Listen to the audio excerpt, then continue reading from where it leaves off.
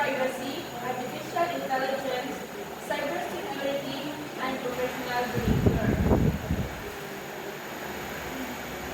So, ethics is important because technology affects many people every day.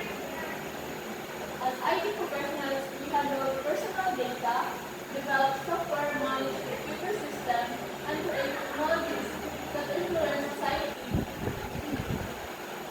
Our decisions should always be honest, fair, and responsible.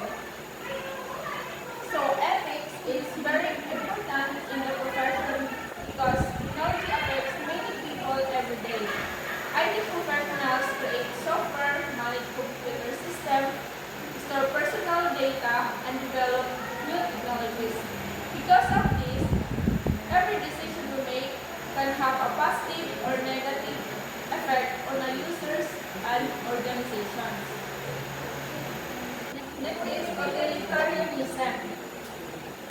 The first ethical framework focuses on the result of a decision. It says that the best action is the one that creates the greatest good for the greatest number of people.